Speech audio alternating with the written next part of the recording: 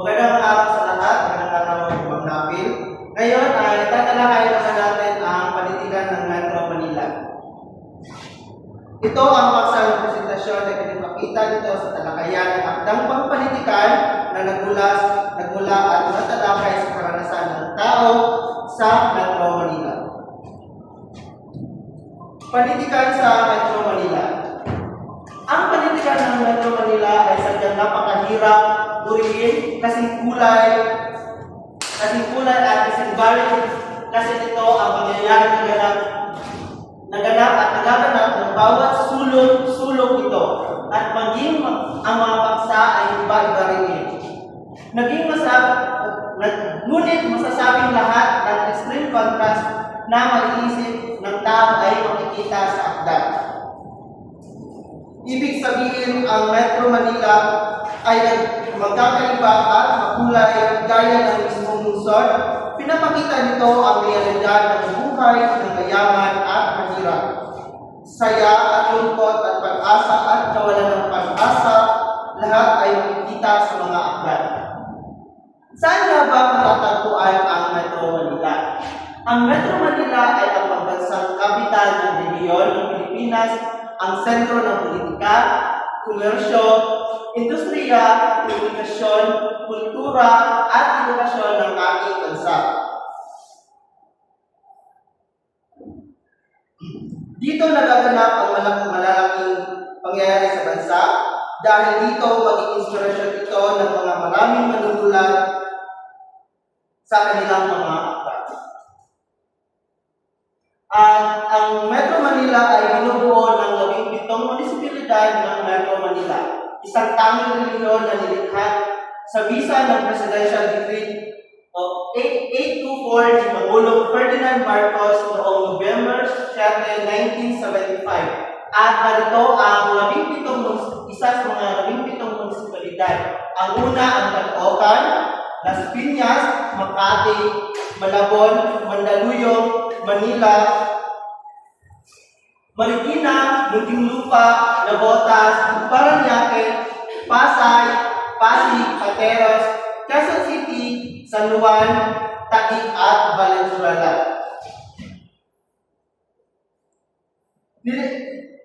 Nilikha ang rehiyong sa bisa ng sa Decree 824 ni Ferdinand Marcos noong 1975, binubuo ng 17 munisipalidad.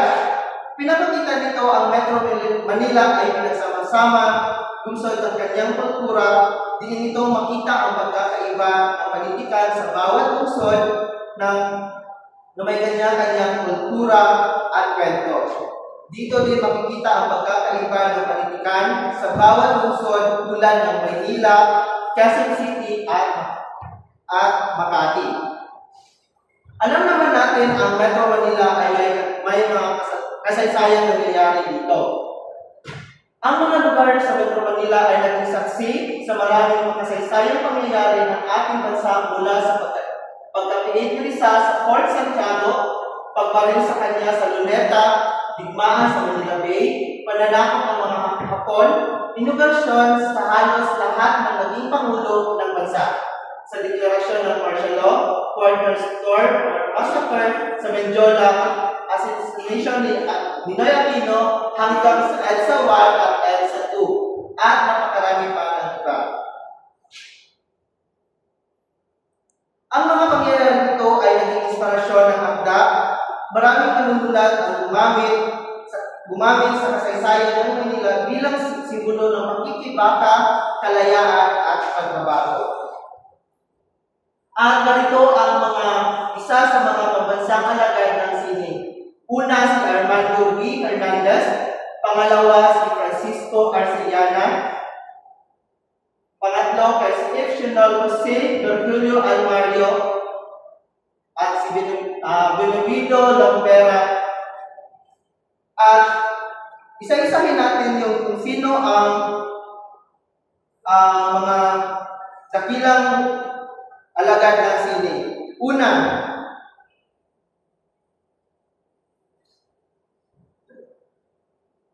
si Armando Hernandez.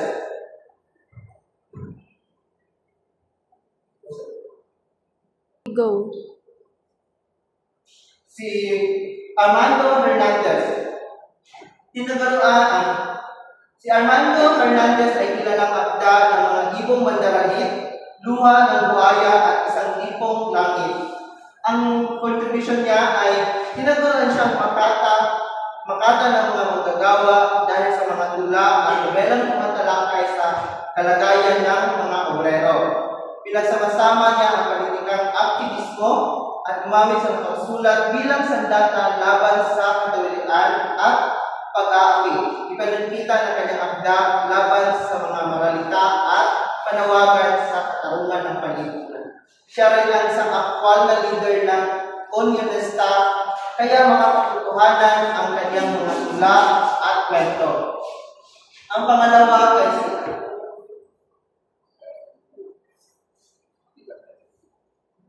ngayon ay si Francisco Arciliana. Ang kilalang akda niya ay The Mass Divided to the A Clown Reminders. Si Arciliana ay isang fundador ng modernong maikling kwento sa Ingles ng Pilipinas.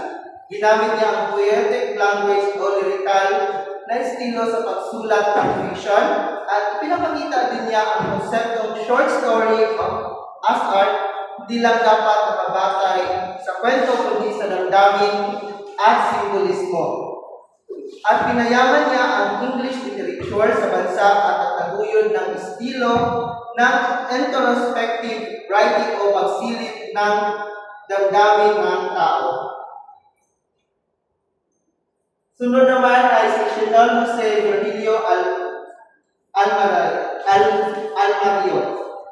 Kilalang akda niya ay ang Rosales Saga na binubuo ng Puon, 3, My Brother, My Executioner, Mass, The Pretenders. Si Jose ay pinakilalang novelista ng Pilipinas sa buong mundo. Tinalakay ang kanyang akda, ang kahirapan, katiwalian, at kolonyal na kaisipan ng mga Pilipino.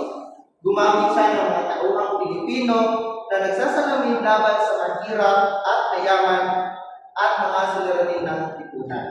Itinampok niya ang Rosales, Pangasinan bilang simbolo ng buong bansa mula probinsya hanggang lungsod, lalo na sa Maynila. Sunod naman ay si Buenavito Lambera. Kilalang akda na may likhang dila, likhang diwa, balaybay, tulang lunot na manibalang, musikal, Nola Mitangkere, The Musical, Bayani, Tales of Manugo. Isa sa mga kontribusyon niya ay isa siyang makatang, kritiko at manunulat ng dulang musikal. Ginamit niya ang politikan bilang kasangkapan sa kamalayang panlipunan. At pinaglaban niya din ang paggamit ng wikang kulturang Pilipino sa sining at edukasyon. At binibigyan din niya ang panitikan na dapat maglingkod sa bayan, hindi lang para sa aliwin at o estetika. Isa sa tagapagtatag ng bagong panitikan at nagtumitisa sa kolonyalismo at nagpapakita ng realidad sa lipunan. Pagpatuloy ng aking kasamahan ang presentasyon.